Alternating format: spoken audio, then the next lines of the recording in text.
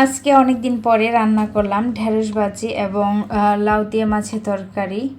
আসলে এদেশে আসার পরে বুঝতে পারি যে আমাদের দেশীয় খাবার কতটা মজার। আর বিদেশের মাটিতে এই দেশীয় পণ্য জিনিসপত্র সবজি বলেন সব কিছুরই খুবই দাম। আমি যে এরিয়াতে থাকি সেই এরিয়াতে এরকম দেশীয় সবজি খুবই কম পাওয়া যায় না বললেই চলে। আর এখানে আমি এই লাউয়ের তরকারিটা রান্না করেছি এই দেশের যে সামুদ্রিক মাছ সেই সামুদ্রিক মাছ দিয়ে, কিন্তু লাউয়ের তরকারিটা একদম দেশীয় যে রুই মাছ দিয়ে রান্না করলে যেরকম স্বাদ লাগে ওইরকমই লেগেছে, খুবই মজা লেগেছে আমাদের কাছে। তো আজকের ভিডিওতে আমি আপনাদের সাথে ইউরোপের যে আলুর কিভাবে বিখ্যাত হয়েছে, বিশেষ করে ফ্রান্সে কিভাবে বিখ্যাত এবং জনপ্রিয় হয়েছে সেটারই আজকে একটি বাস্তব ঘটনা আপনাদের সাথে বলবো। ইউরোপে আলু আজকের মতো এত জনপ্রিয় ছিল না। এর পিছনে গল্পটা সত্যি অনেকটা সিনেমা গল্পের মতোই মনে হবে। আপনারা কি জানেন, এক সময় পুরো ইউরোপের মানুষ আলু দেখলেই ঘৃণা ভরে মুখ ফিরিয়ে নিত, কিন্তু আজ সে আলু ছাড়া ইউরোপীয় খাবারের কথা চিন্তাই করা যায় না। সেই আলুকে ইউরোপে জনপ্রিয় করতে একসময় রাজা, প্রহরী আর চুরির সাহায্য নিতে হয়েছিল। তো শুরু করি ইউরোপে কিভাবে আলু জনপ্রিয় বিখ্যাত হয়েছিল। 16শো শতাব্দীতে দক্ষিণ আমেরিকা থেকে স্প্যানিশরা যখন প্রথম আলু ইউরোপে নিয়ে আসে, তখন মানুষ একে খাবার হিসাবে গ্রহণ করতে ভয় পেত।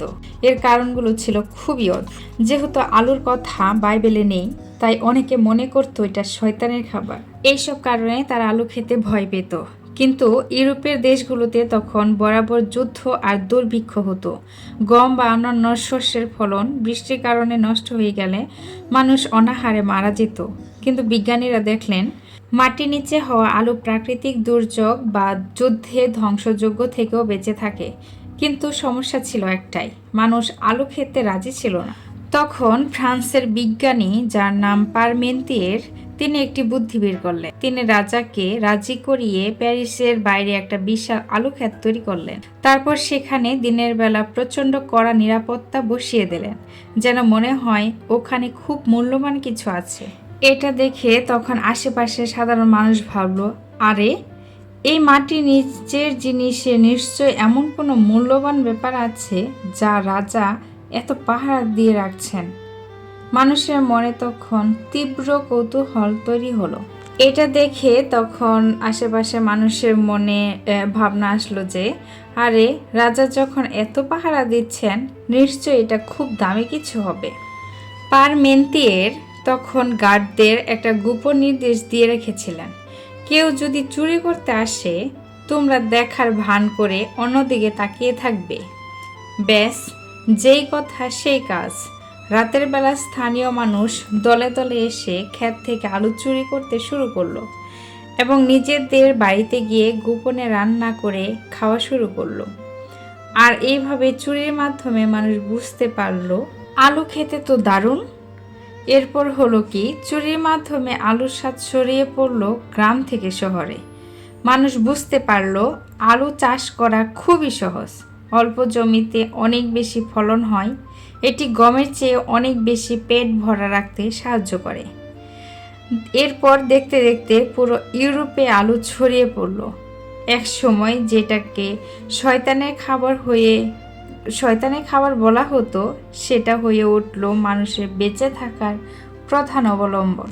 তাহলে ভাবুন তো, যদি সেই দিন পারমেন্তিয়ের চুরির ওই বুদ্ধিটা না করতেন, তবে হয়তো আজ ফ্রেঞ্চ ফ্রাই বা ল্যাটি ফরাসি খাবারের অস্তিত্বই থাকতো না।